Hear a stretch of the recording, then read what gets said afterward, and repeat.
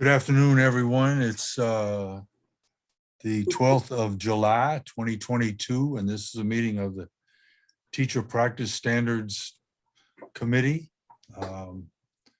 Two of our committee members are here now, Zachary Parker and myself, and I'm Fraser O'Leary, and we are blessed to have Mary Levy, who is a font of knowledge on everything that has to do with data in the entire school system. And I'm not going to say any more. I want Mary to share her information. We asked her to look at the OSSE teacher retention report, we'll call it that, and sort of explicate what is in it and what we need to find out about it. Does that make sense, Mary? Yes, and I just realized I printed out the wrong set of notes for this meeting. So I'm going to slide over and print out the right set, and meanwhile, I will congratulate Zachary on his primary win. You can't do that on. Oh, I can't?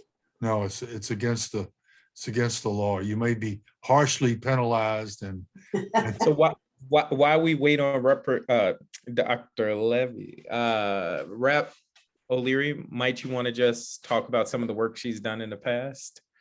well, she was the nexus of our fabulous teacher retention report, which we put out a couple of years ago. And she also had a report before we came on the board, I guess, Zach, or right after we came on the board.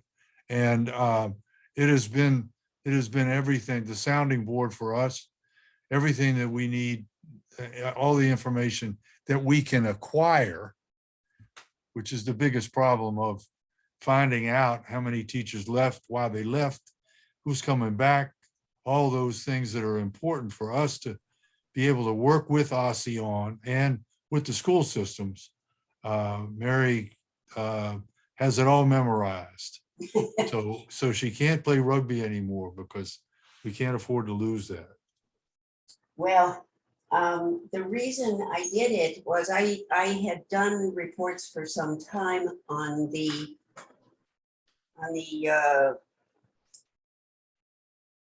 teacher attrition and retention in DCPS at the system level. But it was Ruth Wattenberg who talked me into doing it at the school level. And I did it without being commissioned. I simply did it. But it led to my doing the reports that included the charter schools as well. Right. And now I have my right set of notes, the ones that we gave you. And I did want to start off by saying that data, even just on teachers, is a wide world. And one thing that I have observed about data in public education in the district is that it is not overall coordinated. There are lots of separate databases. And one of the unfortunate things about that, just setting aside the frustrations for researchers, people answering questions, one of the worries about it is that a lot of data comes from local schools, and it's input by teachers and principals.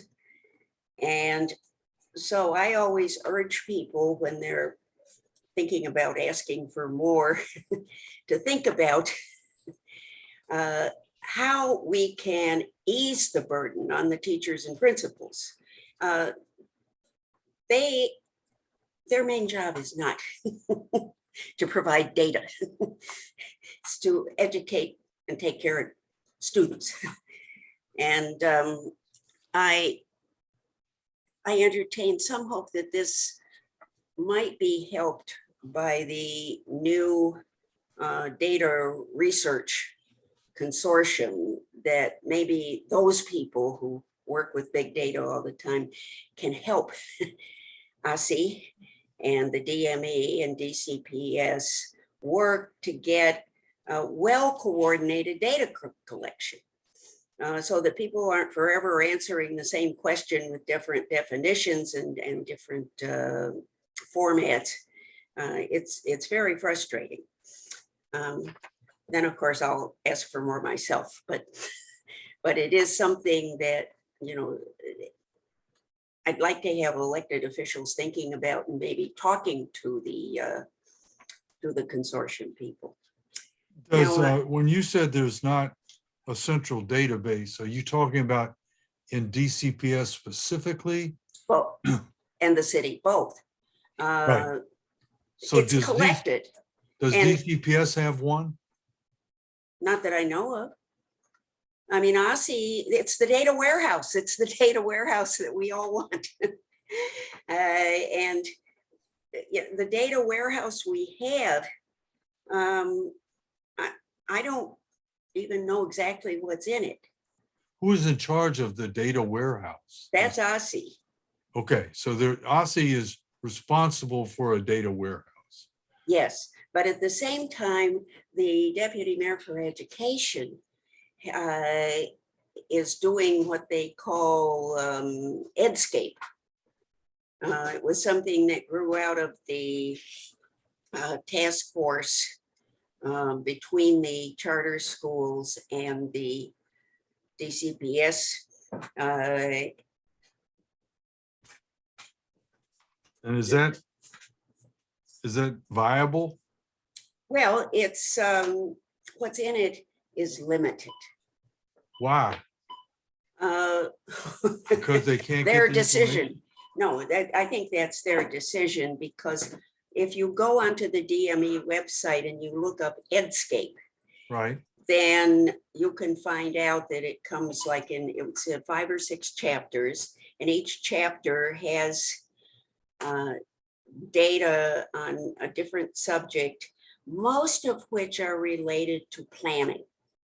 It's looking at enrollment and facilities. but we don't care about, I mean, I'm not saying we don't care about that, but that's not what we're looking for, right? It's not what no, and it's not what the teacher practice committee is looking for. Right, But there it is. And then OSSI, of course, is running the data for the report card. The one that was, I think, basically designed by the state board. You asked for hopefully. a report card. Well, we don't know how it's going to change. Right, But anyway, you know, we have these bases, and we know what is in the deputy mayor's database. But it tends to be presented at a pretty high level. It's not school by school information, for example, which is something you said, look, where are the bodies? How many teachers at each school? That kind of thing. That's not in there. you probably won't ever hear me say this word again, but does anyone disaggregate the information to find out about the teachers and where they are and where they went? Well, they haven't reported the disaggregation. The database that accompanies the latest OSSI Educator Workforce Report Right, is such that you can ask it how many teachers there are at each school, if you can put it together. And that's one of the reactions I have, is that the report is all about the citywide educator workforce. Well, that's all very well for purposes of citywide policy and planning. Okay. It doesn't answer most people's questions, nor does it allow for any kind of accountability. Right, Because if you want to know which schools are hanging on to their teachers, it's not in that report. It is a question that can be answered from the database, but a database is something where every line has something different in it. That's how they separate it. And you can create a spreadsheet out of it if you know how to use Excel, and you can find out that. And in fact, I did that when the report came out. I downloaded the database as well as the report, and I used the database to create a spreadsheet that lists for every school the number of teachers they have, the number that they retained from last year to the year that just finished, the number that left, and to some extent where they left, because the database doesn't entirely tell us where the teachers went.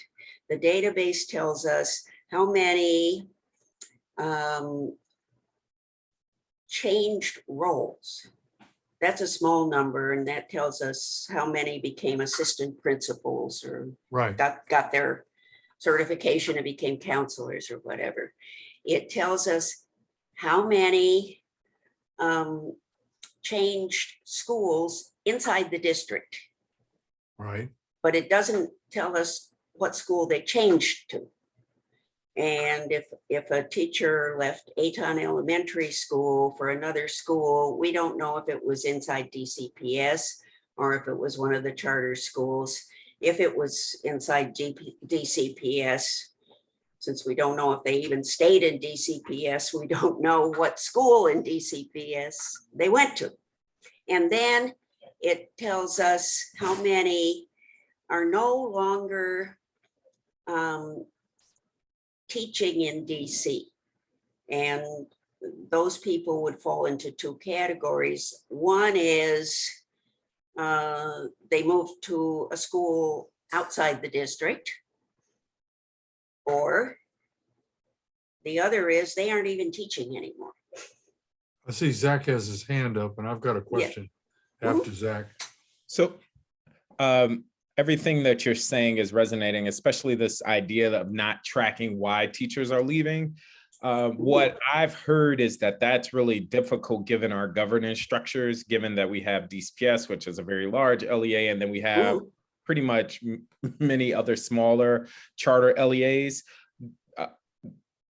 For a researcher's perspective, what would be a way to tackle that? Is that like a centralized exit survey of sorts for teachers across the district? Or how might we work towards identifying why teachers are leaving? Well, my thought about that is that it should be centralized, and that it ought to come out or be administered by some kind of neutral body.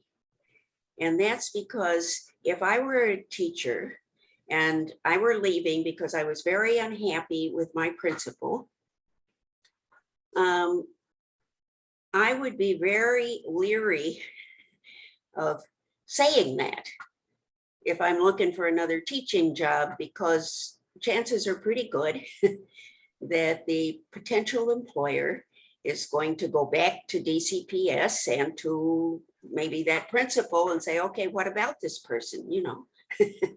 And I wouldn't want that person to give me a bad recommendation because I said they were a bad principal. Right. But if a teacher is leaving because he or she just feels that they can't work with that principal, we really need to find out something more about it. Is this the principal's fault?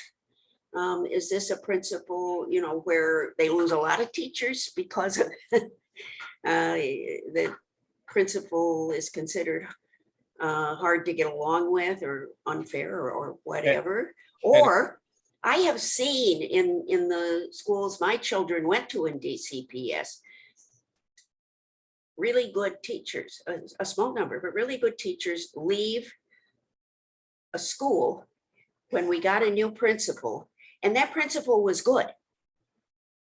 But there was just a personality clash, and it's nobody's fault. But it happens. Quick follow-up question there.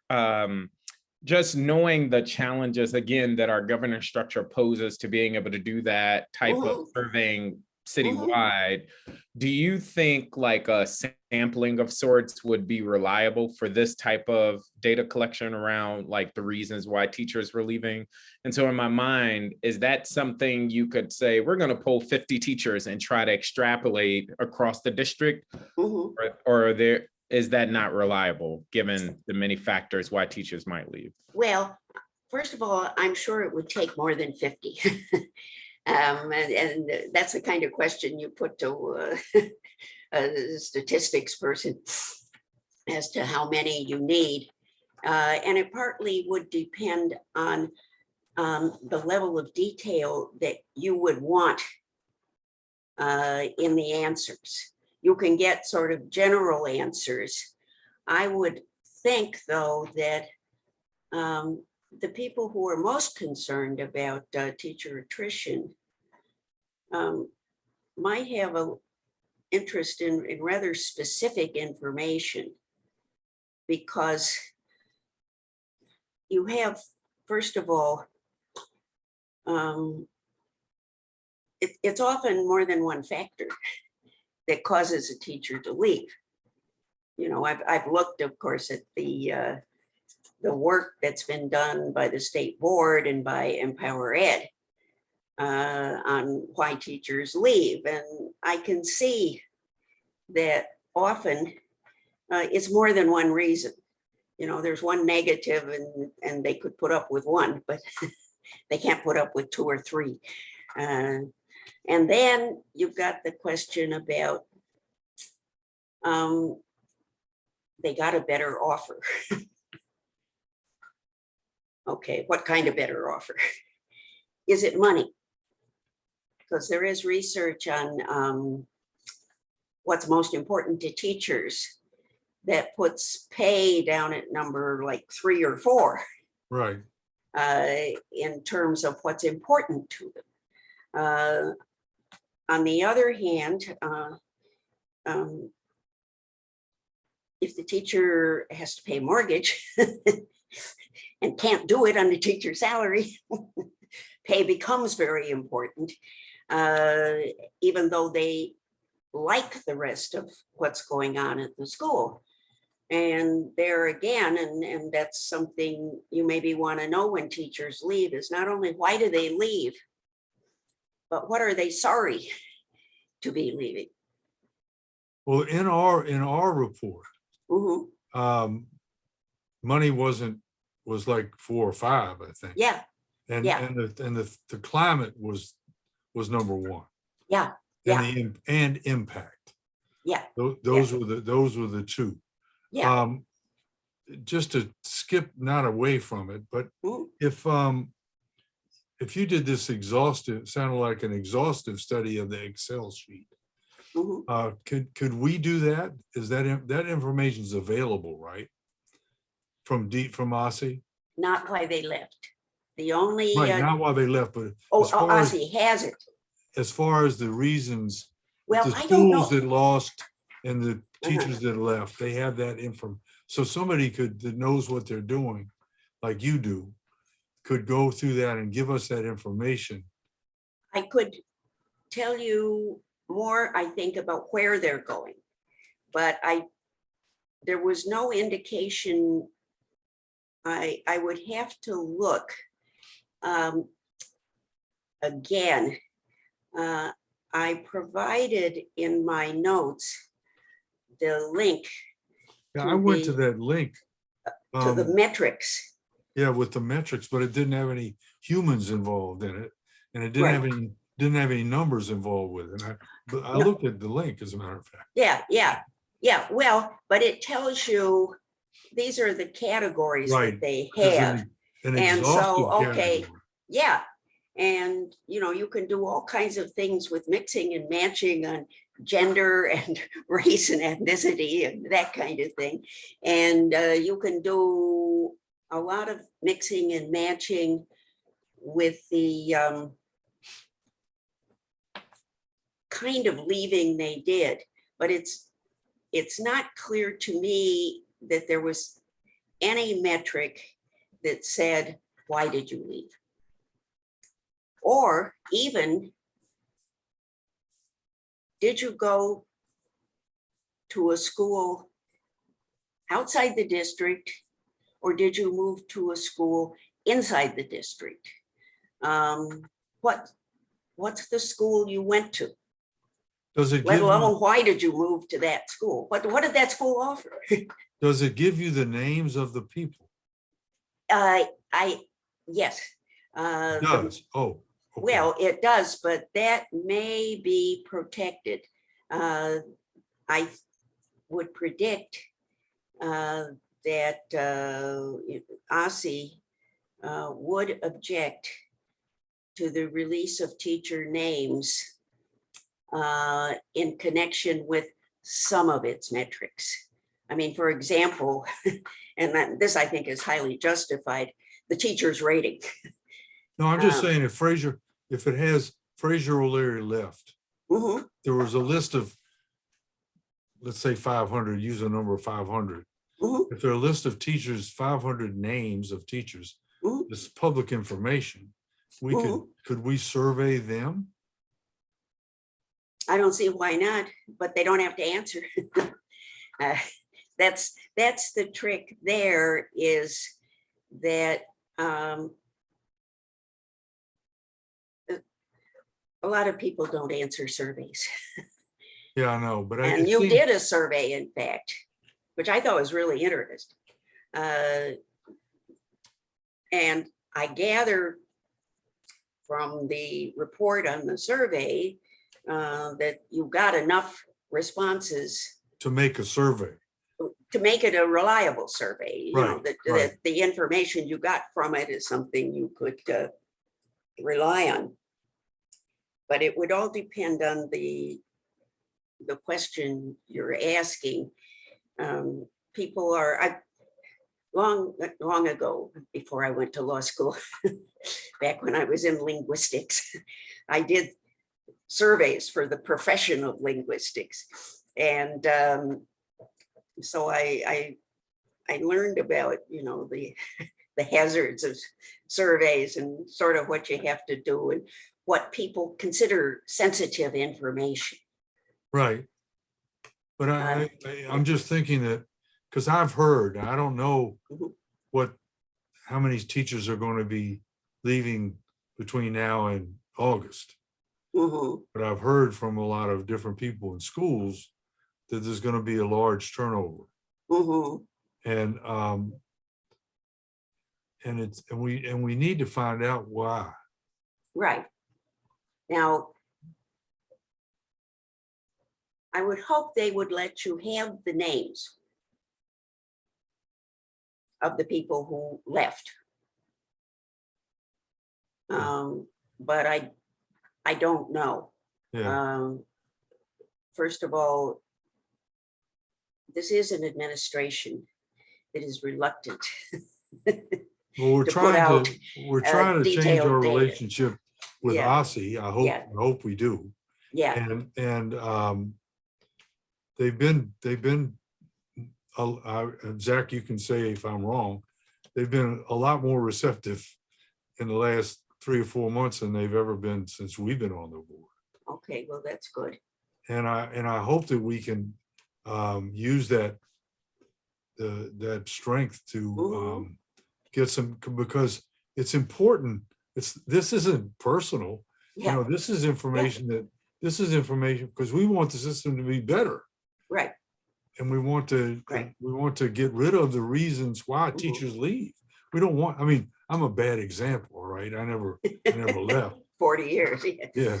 And well, almost 50 now. But it was, I mean, I loved going to school every day. Yeah. And it wasn't about money. I mean, by the time I left, I've got a healthy pension because of the length of it. Right. But I You didn't got get- that pension early. The pensions after a certain date are Yeah. not as good, nearly as good. Oh, definitely. So what can we do? Well, the best Mhm. thing is to negotiate because first of all, if they don't want to let go of something, let's talk it over. Does it make sense? Are they just inclined to withhold unless they're presented with a good reason and you can present a good reason, or they've got a good reason and you say, I didn't think of that. So negotiating, that's one reason to negotiate. And the other, of course, is that if they won't give it to you, then you have to figure out some other way to get it. And I don't know if the state board can use FOIA to get information. I jokingly suggested sometimes that the council should FOIA information from the administration, but they seem to think that was pretty funny. And unlike the those are- council, you can't, you haven't got a lever No, over no. them with which to extract it. And so you have to figure out if they're just determined they're not going to give it to you, then you have to figure out how. Now, one other factor is that serious researchers who are in institutions regularly do work with a promise of confidentiality. And then because they're in an institution, they can satisfy the requirements of confidentiality. Uh-huh.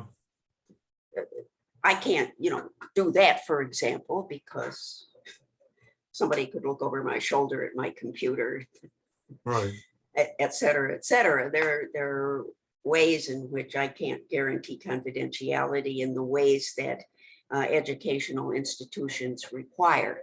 Now, of course, you are not protecting student information, only teacher information. Right. And I'm not even clear on exactly what teacher information is protected. What I know is that teacher ratings are very sensitive. And if you recall, maybe 8-10 years ago, I think it was Los Angeles schools, they published the ratings of every teacher in the school system. That's an awful thing to do to teachers.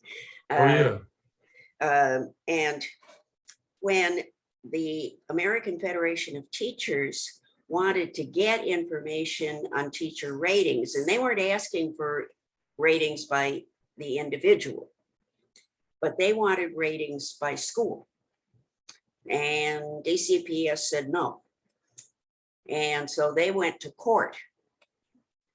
And Fritz Molshauser and I, Fritz, is with the DC Open Government Coalition. He and I actually went to the court hearings, and the judge said, no, I'm not going to give it to you by school, because somebody could find out.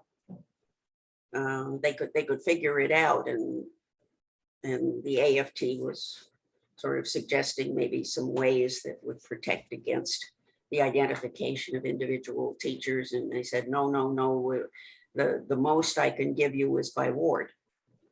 Okay. Yeah, And I can understand that because of the leaked documents at the Supreme Court. If that's not the most confidential thing of all time, then, all the other stuff is water over the dam.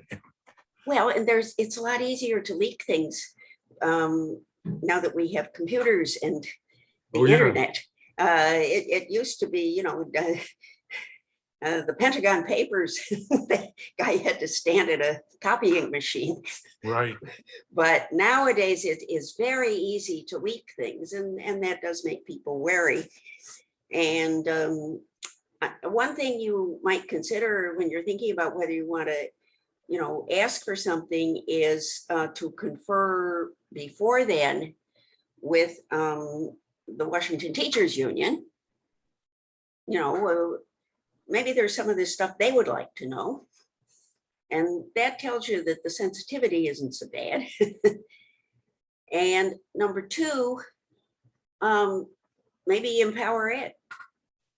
Just because, look, they got these teachers, they want to know these things. Right. And I think when you have teacher organizations behind you, I think it helps in the negotiations. Great. Zach has a question. Yeah. So understanding we exist in a world where leverage is important. Understanding that the state board doesn't always have a ton of leverage. Right. I know you provided a number of recommendations, but if you had to say what might be the lowest hanging fruit for us to push on with OSSI, what would that be? And I'll just name, for me reading, I thought like the disaggregation piece was like what we should be laser focused on. I know there are other things, including like why are teachers leaving? But I would just love your perspective of if we could only have one thing that we were laser focused on, what would that be? Well, the disaggregation is very important because there aren't that many people around who have questions, who can handle having a database with 35,000 lines or whatever handed to them. This is not helpful to most people. On the other hand, if you get it, and then you've got somebody who can analyze it, and I think that Alex can do these things. Caitlin can do these things. So I think they can handle that. So if you can get a database in Excel or whatever that has more data than is in the one that's now posted, okay, you are in a position to get it disaggregated. And it seems to me that it would be most helpful to disaggregate by school sector. Like if we couldn't have It's the first level, yeah. Yes, if we couldn't have anything else, that's what I was, okay. Yeah, so. yeah. And I would hope you could get more than that. I don't know why they limited it the way they did. There was no explanation of why it was only demographics and retention. But We could intuit that though, right? Why they did that. I guess. You never know. Alistair's joined us, Zach. Yes. He'd like to ask a question. Sure. Hi. Thanks. I've been listening in from the audience side. Wasn't bumped up to a panelist until now. But I think one thing with that, if we focus in on the disaggregation, I'm just curious. This is a question for you and for Dr. O'Leary here. What steps have already been taken to try to get that done? And what has the pushback been so far? And then how could that inform how we could do it differently or more, better this time? I yield the floor to Caitlin because I know I haven't been involved in doing any of that yet. Oh no, I will yield to Mary Levy if she has a response first. No, there's really a wide variety of things you could do. And in fact, that's why I started my notes by talking about the questions. The first question is, okay, what is the question? What are your questions? Because I think you have certain questions that you, as members of the board, want answered. Okay, and so what about that? And then what do you hear from your constituents? Because I'm sure you get questions from constituents and you would like to be in a position to answer them. And then third, something you always have to think about is, well, who's asking the question? In other words, what can they handle? Sometimes people just want a very simple answer to a simple question, and a lot of people don't really want as much as I sometimes tell them. Right. So that's where I start, and then you look at the list of metrics and you say, okay, and this is probably a job for Caitlin and Alex. Okay, well, what's in there in these metrics? And frequently with the metrics, you don't just want to know about a given metric. You want to know about how it intersects with other metrics. And that's one thing about the database that's posted on the OSSE website in connection with the report. That's all it is teacher demographics, and they have the names of the school,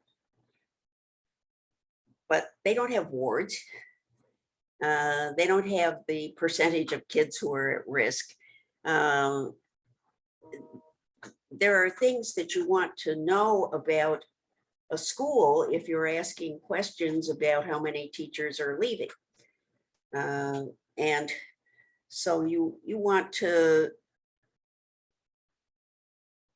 be able to fill in the background information, and you want to do crosstabs. And you may want to do crosstabs that go down you may want to do 3 or 4 things crosstab. And until you know a little more definitely what your questions are, then you can go hunting around in the metrics and you find out, well, this is a question that could be answered if they give us the information. Great. But disaggregation by ward, by the way. Zach? Yeah, no, just as a concrete next step, I'm thinking, and maybe this is getting ahead of things, that we draft a resolution, or maybe it's like we first, to Representative Chang's push,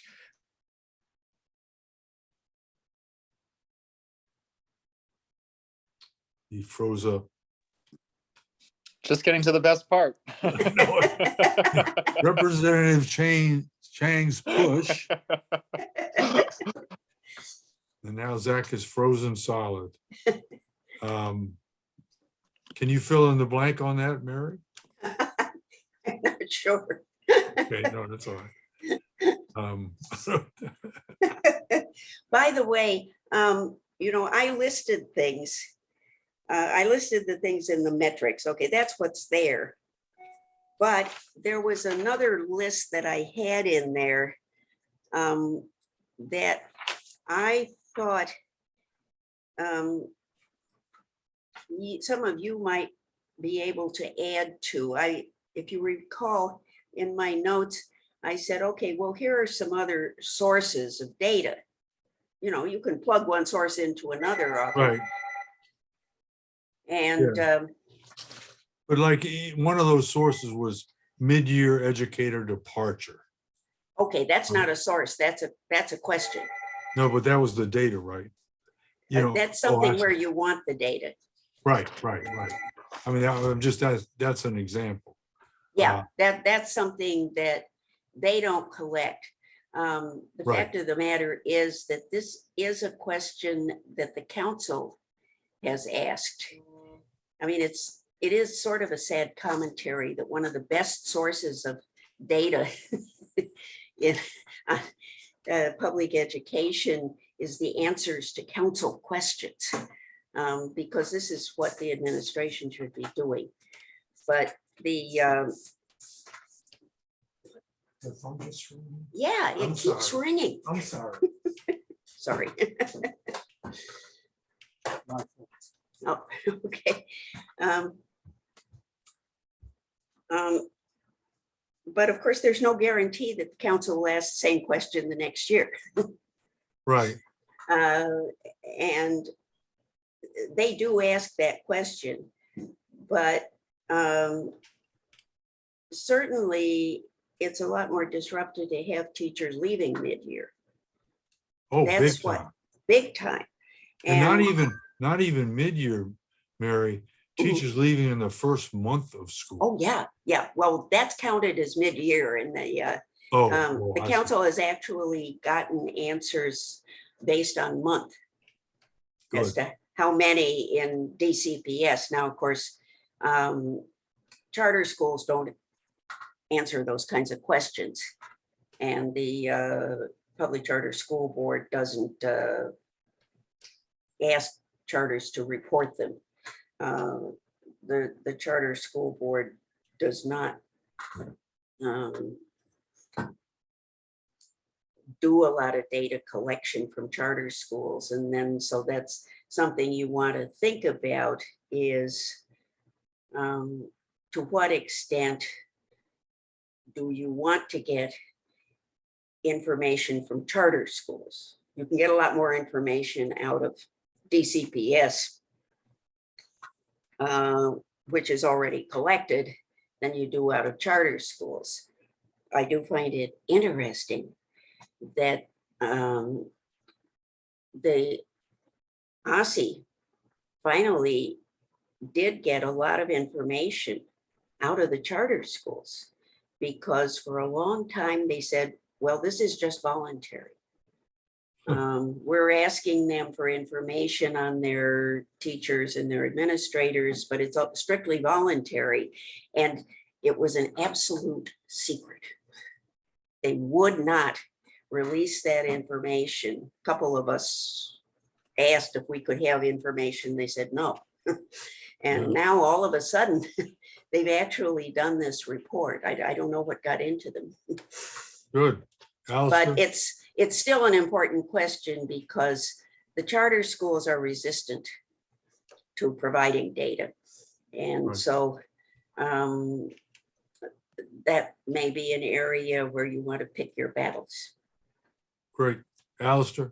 So actually, I'll let Zach Well, can he's finish going his right- Marco question. finish the thought, and then I'll go to mine. He's Yeah. going right back to you. The last thing Zach said, well, Representative Chang said, Well, no, very quickly, I caught the tail end of that. What I've heard from charter friends, it's twofold. One, they feel as though they share a great deal of data, and it's a question around why are we sharing more? And I think it's about trust. And so I think leading with like how the data is going to be used. That said, I do think this is it's critical that we have access to this data so that we can make sense of it citywide. But just throwing my 2 Yes. cents in there.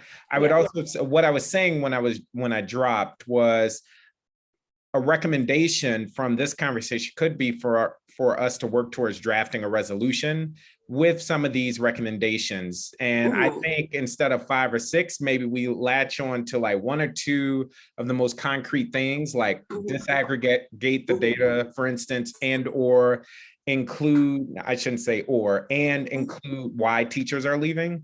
And to Representative Chang's push, I was saying maybe we ask for you, Dr. O'Leary, to kind of make the first request informally, and then maybe we follow up formally with a resolution should we not, get that data with OSSI. with OSSI. Yes. Okay. Well, I think that's a great idea. there is a third reason that I've heard, and it's actually, it was some years ago. Donald Hentz, he was with Friendship, said that he was just really unhappy that they got so many requests for data in different formats, that they kept answering the same questions with different definitions and different formats. And couldn't they just give it to somebody once with a standardized set of definitions? And that made a lot of sense to me because, I mean, that's what I meant by the sort of burden on schools and principals and teachers, is when they're asked sort of for the same information in different forms, and they say, I already told them that, why do I have to do it again? Right. I think got other the- things to do. when I talk to my students all the time about when they're writing, is it keep it simple, Mhm, you know, and keep it short. mhm. I mean, when Zach, I was afraid Zach was going to say 10 recommendations in a resolution or something like that. But I mean, we really, you know, I think this is a time, and Alistair, we were talking earlier about our relationship with OSSI has changed, I think. And I think this is a time for us to partner in working on getting information out. Mhm. So Dr. Leary, is that a yes to Rep Parker's ask? I think that was a little homework for you, actually. That's all right. I can do homework. I All give right. it I give it all the time. I might as well take it. Mary, I'm looking, I don't know if the clock on your wall is correct, but I assume it is. It is. I'm And, fussy about that. I know you have to go. I don't want to miss the bus, so I keep my clock sometime. Okay. But we really appreciate everything that you've done forever. And Sure. especially with this, it's focused us on the next steps. Okay. And we will continue to consult with the guru of data. Okay. Well, you're welcome to ask some more questions if Yeah. anybody has any more now. I've got a slightly more abstract one for you, if I may. Sure. Unless Dr. O'Leary, you had a transition in mind. No, go. Okay. I'm curious, zooming out and more on the analysis of, let's say we wave our magic wands and we get all the data we want. What I would love your take on is how to parse that out. And in particular, I think where I'd love your experience in thinking about first how to parse out is how to distinguish between who owns what piece of the solution, right? What would then rest on? How do we look through that data and say, you know, this part of the solution is owned by OSSI, this part of the solution is owned by DCPS, this part of the solution is owned by higher education institutions that train teachers, this is part of the solution is owned by the DME, this part of the solution is owned by the State Board of Ed, this part of the solution is owned by principals, by the teachers union, you know, community-based organizations. How have you been thinking about that next step once we get the data? Well, I mean, a lot of it is just common sense. You think about who has authority to do what. Now, the answer to that is not always a single body or group. I think if we want to solve the problems of teacher retention, I think just about everybody that you mentioned has a role to play. You know, certainly principals do. The teachers union has its own piece of it in terms of the fact that they advocate for certain things in their contract and that they're the body that files grievances. The LEA, let's put it that way, the LEA certainly sets a lot of the policies that control this, and then there's citywide. So you just have to think about, okay, what can each of those sectors, if you want to call them sectors, do? and then sort of distribute it. And it's the kind of thing that I think you can talk about. And particularly with a group like Empower Ed, because they're already thinking about it. They're thinking about solutions. And when you think about a solution, you don't just say X ought to happen. You say so-and-so should do so-and-so. And it's something they've been thinking about. So you ask the people who have been thinking about it. I think there are people who are active in the teachers union who think about this. And it's also the kind of thing where, you know, you have acquaintances and friends, you know, who are teachers and principals, who are thoughtful people who have thought about it. You know, chat them up, or, you know, if you wanted to, you could sort of form a task force when you know what you want to know. And I think that's my second part of this, right? There's the, we come up with solutions like what Empower Ed is doing without all the data, Sure. right, that we want. And we start to think about who owns what piece of this mess and start to work on the solution now. And then there's the, in parallel, try to get the data that we need to help inform how to do that right. Yes. So my question is also, you know, in a way, I feel like we might be ending this conversation saying the state board pushes for more data. And until that happens, there's not much else that we then take on, right? And that makes me feel like a little bit in purgatory here, right? Of, and so I think the question that I've got then is, to what extent, what are some what is low hanging fruit that you know, I know this is asking you to predict data, but just looking at the trends that you've seen from all of your years of work in this, Mary, what are some things that we can start advocating for now before we get that data? You mean in terms of teacher retention or something else? Exactly. Yeah.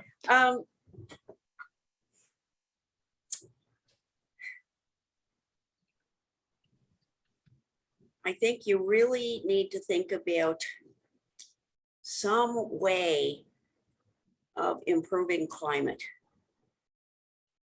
I mean, if climate is the number one reason that the board survey showed, and I believe this because teachers, a lot of them are just, they're very insulted by the way they're treated. And, you know, there's, I think, overlap with impact. I mean, if impact is the number two reason, it's partly because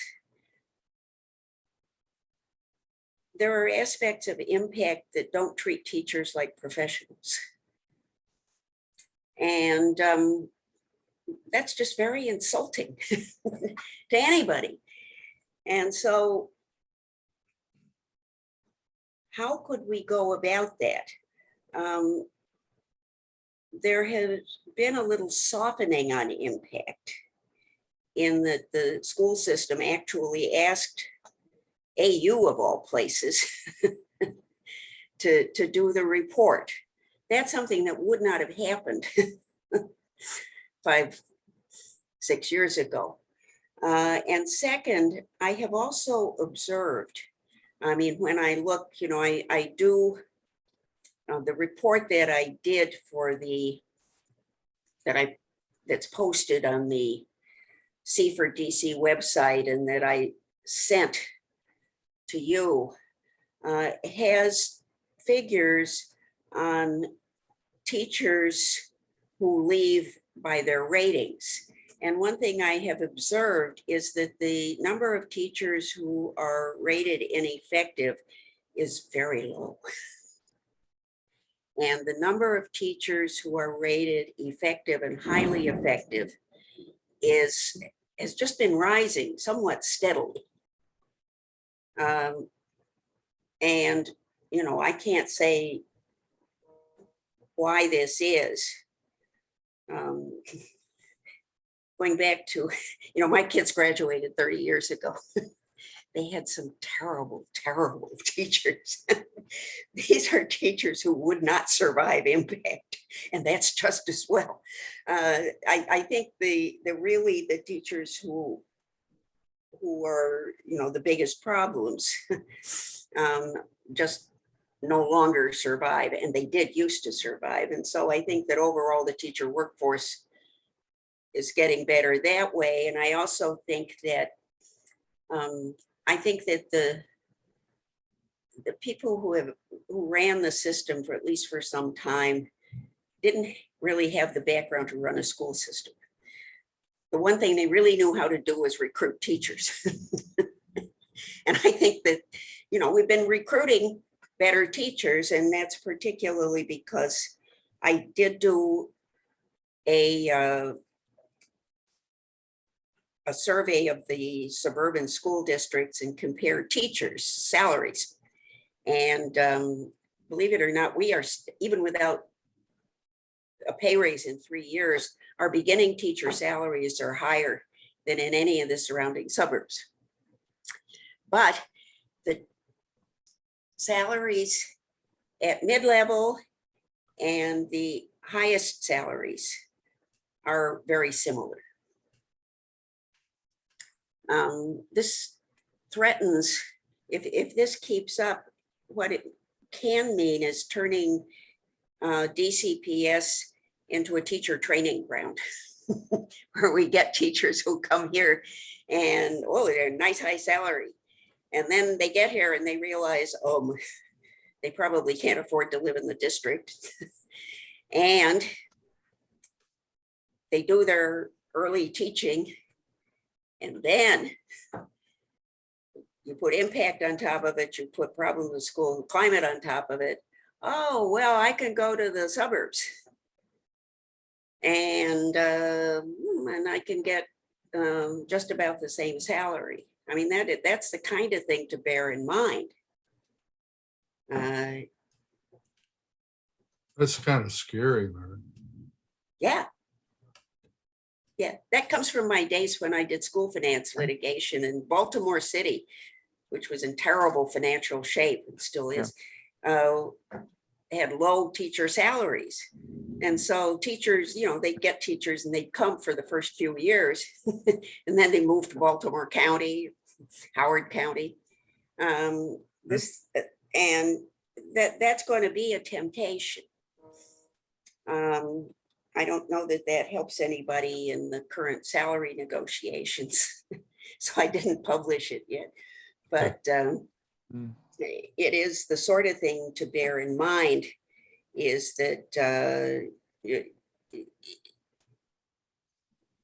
we seem to be good at recruiting teachers, but not at It's the keeping them. teacher, then it becomes teacher retention, Yes, which that's is right.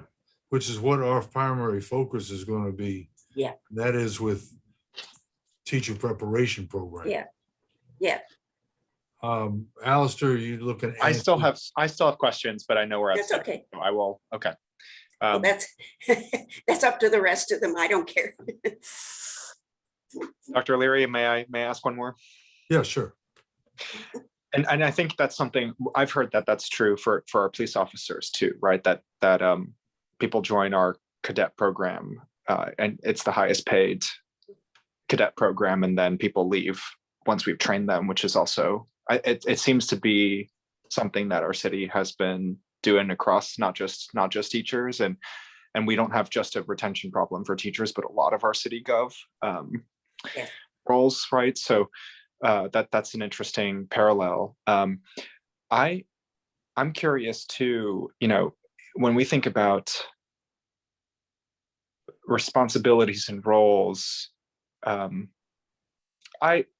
I want to go out on a limb here and say, I think that more and more we as a country have put solving poverty on teachers and schools more and more over the last few decades. Yeah. And right, we are not only the food distribution channel now, but also clinics even. And how much of the sort of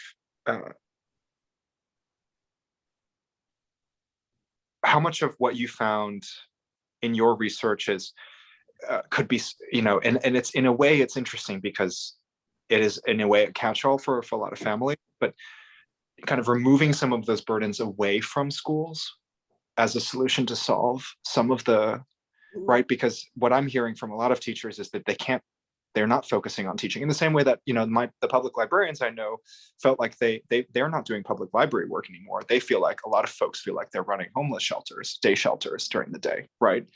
How much of it is actually, taking some of those roles and responsibilities that are not teaching off of their plates? Did that come up at all in your research? Certainly not in mine, but I'm well aware of it because just being as old as I am, I can see how schools have changed. And certainly I heard a lot about it. It's been many years since I did school finance litigation, but most of the testimony we put on was from teachers and principals and assistant superintendents about the things that were going on. And I can just see the new responsibilities that are being given to schools. And in part, this is because that's where the children are. Right. That's why we have health and safety stuff, because that's how we reach the children. And it's probably the most efficient way to reach them. So the question is, how is it set up? I mean, this is a sort of a business type decision is, how do we set these things up? And, we have room in our school buildings. Yep. We could have services in the school building. And we do have to be careful about the principal's role with regard to those.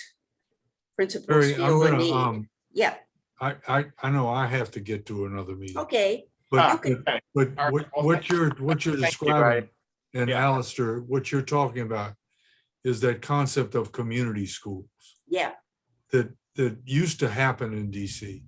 And they will wrap around things that would take care of all of those things, because just like you were saying, your definition of what people in schools have to do is like this enormous definition of what people have to do. yeah. And we need all those people that are trained to do that Right. in the building with our children. And not just put it all on teachers. I mean, that's Yeah, what That's definitely. the problem. right. And I'm not so- even talking about the teachers. I'm talking Yeah. about the people that are trained to do it. Right. Mhm, And that was what all this is social and emotional learning, mhm. when the pandemic first started, was supposed to be about, but seems to have been just erased in the last couple of years. Mhm, So that all kinds of things, and we could continue this forever, mhm. but we can't do that. Zach, do you have anything? 30 seconds? No, but Alistair? I would just say thank you, Mary, for Sure. all your work. I did find your recommendations very helpful, and I believe there's consensus here for us to turn that into a resolution of sorts. So again, Okay, okay, well, I'm glad to do this kind of thing anytime. Oh, no, it was wonderful. It was Anytime. wonderful. I've learned so much just in the last 5 hours. I mean, 1 hour. So thank you all very much. Okay. Alistair, can you stay on for just a second? Yeah, sure, Okay. of course. Zach, thanks a lot. Caitlin, I'll turn it off when Alistair and I have finished. Thank you so much, Mary. All right, take care, everybody. Thanks.